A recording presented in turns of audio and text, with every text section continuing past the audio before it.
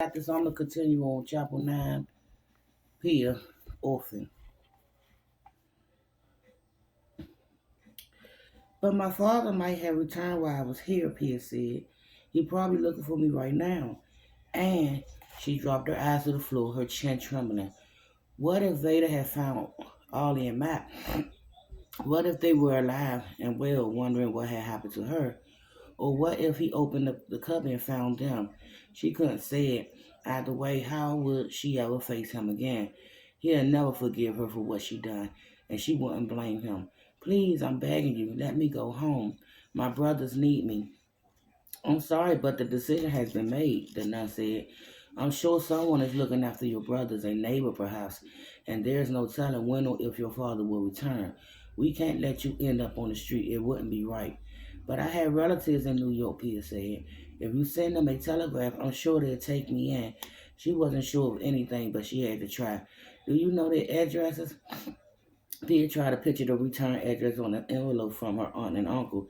It had been a while since they heard from them, so only part of it came to her. It's Mr. and Mrs. Hughie Lane, Organ Street, New York, New York.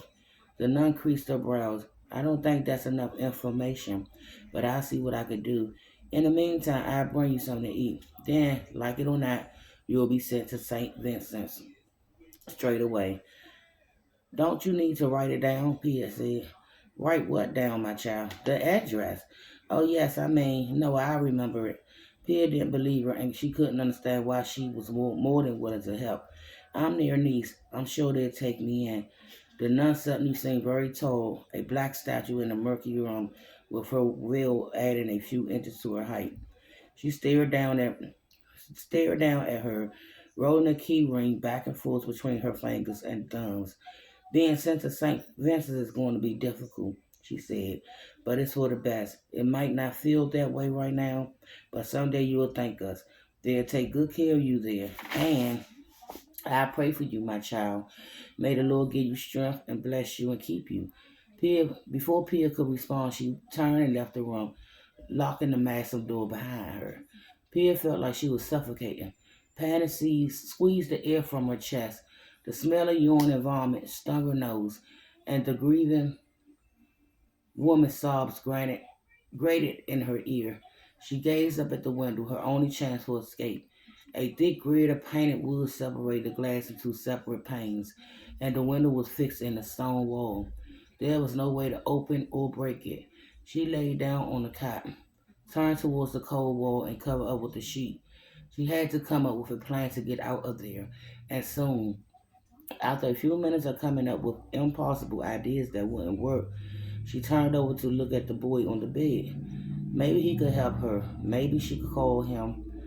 Wait a minute. Maybe she could tell him her story, part of it anyway. And when that nun come back, he could distract her so Pia could run out the door. Surely he'd understand why he didn't want to go to an orphanage. She started to get up to reach over and wake him, but the keys rattled in the lock and the door opened. It was the nun again, with a curly-haired woman in a black hat and patched coat. The woman regarded Pia and the other patients with owlish eyes. One hand clasped over her gauze mask, the other carrying a gunny sack. The nun shut the door and locked it, slipped the key ring beneath her scapula, scapula, and started towards Pia. There's no need to be afraid, she said to the woman. Everyone here has recovered from the flu. Looking around, the woman followed on high alert, as if someone might attack her at any second. When they reached Pia's cot, she stood off to the side, several steps behind the nun. Soot and dried mud covered her boots and the brims of her that was ripped and ragged. Miss O'Malley arrived sooner than I expected, the nun said, so I'm afraid we don't have time to feed you before you go. Pia didn't care about being fed. She wouldn't have been able to eat anyway. What about the telegram you were going to send to my aunt and uncle? I'll do it as soon as I'm able, my child, the nun said. And if I hear back from them, I'll let Mother Joe at St. Vincent's know. Now get up and get moving. Pia rose from the cot on trembling legs. Miss O'Malley watched her with a furrowed brow as if she were a wild animal about to lunge or run off at any second. The nun regarded Miss O'Malley. I'm sure she won't give you any trouble. Then she looked at Pia. Will you, my child? Pia shook her head. I ain't worried, Miss O'Malley said. Come along, then, the nun said to Pia. We can't very well send you outdoors in your gown. She turned and started towards the exit. Miss O'Malley and Pia followed. After leading them out the room, the nun locked the door behind them and marched down a short hallway that smelled of mold and rotten wood. Near the end, she unlocked a narrow door and held it open. You could change in here, she said to Pia. The panel room was small, no bigger than a closet, with a washband, a cushioned bench, and a simple white clothes hanging on the wall. Miss O'Malley dropped the gunny bag at Pia's feet. If the clothes don't fit you, don't blame me. Pia picked it up, opened it, and pulled out a blue cotton dress, undergarments, and a pair of scarf ankles boots with frayed laces. She took everything into the small room and waited for the nun to close the door. Have you forgotten your manners, my child? The nun said. The polite thing to would be to say thank you for your new clothes. Pia forced a frown. Thank you, ma'am, she said to Miss O'Malley. Miss O'Malley nodded once, her face pinched. Inside the room, Pia pulled off her hospital gown, put on the undergarments, and slipped the dress over her head. It was stiff and scratchy, but after breathing in nothing but the rank odors of human fear, dry blood, and urine for so long, it smelled wonderful, like flowers and laundry starch. She pushed her feet into the boots and tied the laces. The hard leather pinched her toe. After buttoning the blouse of the dress, she took a deep breath, gathered her courage, and went back out in the hall. Let's get going then, Miss O'Malley said. Eventually, evidently, she wanted to get out of there almost as badly as Pia did. From the hallway, the nun led them into a octagon-shaped room with an arched roof, white walls, rough iron ceilings, bras, and the oversized painting of the Last Supper. A thick red rug laid over the floor like a pool of blood, and the wet odor of damp stone mildew and dead flowers filled the air. From there, they went through another wooden door, down a set of stone steps, and into a stone walk passage lined with narrow doors. The thought briefly crossed Pia's mind that even if she'd been able to escape, find her way out of the parish house would have been difficult. At the other end of the hall, weak sunlight emanated a miniature stained glass windows and another wide wooden door. Pia had to fight the urge to push past the woman and run towards it. Pulling a ring of keys from beneath her habit, the nun unlocked the door and held it open.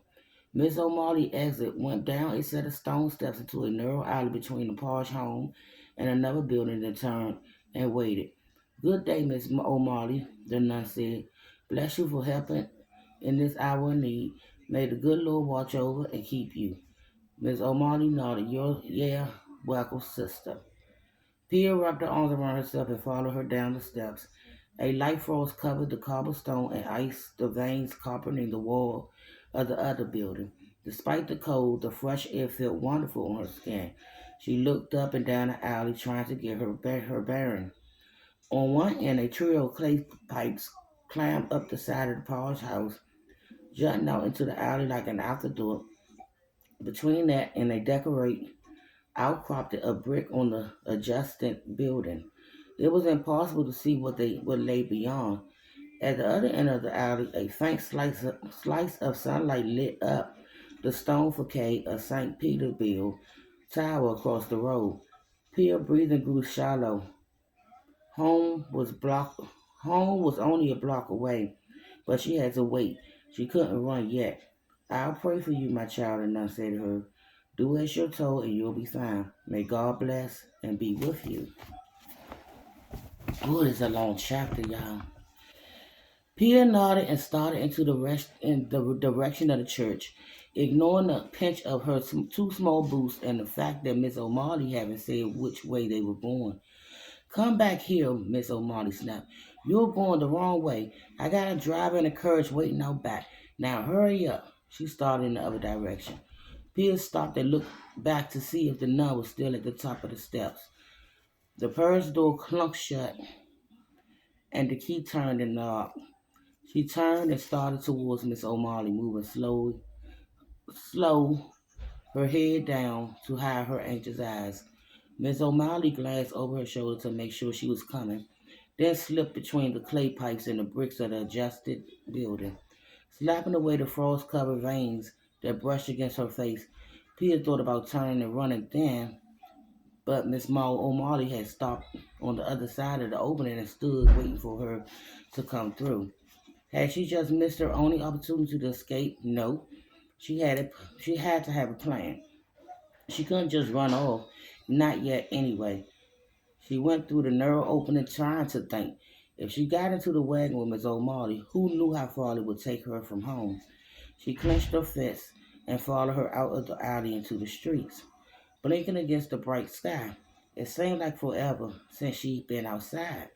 A barrel-chest driver in a rag coat slouched in the front seat of a square box buggy, a cigar in his mouth, the horse rings at his feet. When he saw Miss O'Malley, he sat up, snuffed the cigar out of the top of his boot, pulled his mask up over his mouth, and picked up the reins, the owls creaking with his every move.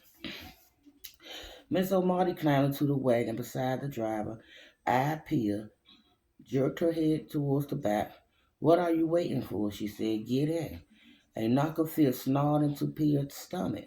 Her legs refused to budge, and her feet felt rooted to the sidewalk. She stared at Miss O'Malley, her breath coming faster and faster. When Miss O'Malley realized what Pia was about to do, her eyes went wide. Before she could react, Pia spun around and bolted back through the opening into the alley. Miss O'Malley yelped like a strangler dog, then yelled at the driver, "Don't just sit there, get after her." Pia kept going without looking back. Had Miss O'Malley clambered down from the wagon to give chase, her legs tangled in her skirt, her face white, or had she stayed seated behind the driver? "Yes, ma'am," the driver said. "Giddy up." A whip cracked, the horse squealed, and hooves pounded on the cobblestone. Racing to the other end of the alley as fast as her still weak leg could carry her, her lungs throbbing in protest, the frigid air whistling in her throat. Pia started to cough, but she kept going, across the cobblestone street and the frosty grass of the churchyard, around the piles of coffins next to the cemetery, and into the next road. A colored woman in a blue scarf scurried towards her along the narrow sidewalk, clasping a lumpy flour sack to her chest. When she saw Pia, she turned and went into the other direction.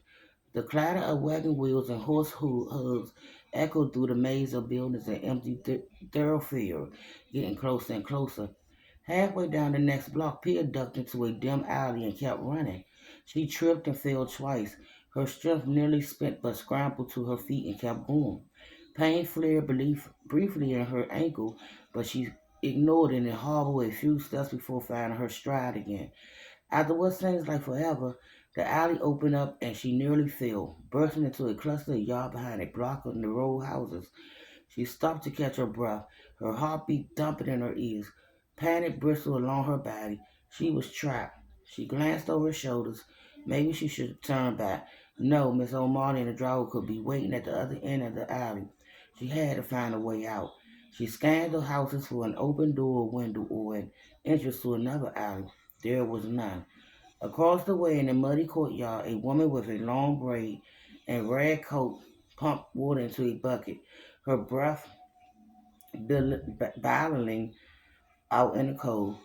Pia raced towards her, climbing over the fence and trampled through gardens, stumbling through backyards and wet chicken runs. When the woman saw her, she startled, grabbed her bucket, and ran into the back door of the row houses. After the water pump, Pia fell to her knees, panting. She worked the handle once and put her mouth under the faucet, the icy water soothing her irritated throat. She wiped her chin on her sleeve, then stood on trembling, mud-covered legs and glanced over her shoulders. No one was coming out of the alley. No one had followed her into the yard. She eyed the back door of the row house, praying the woman had left it unlocked.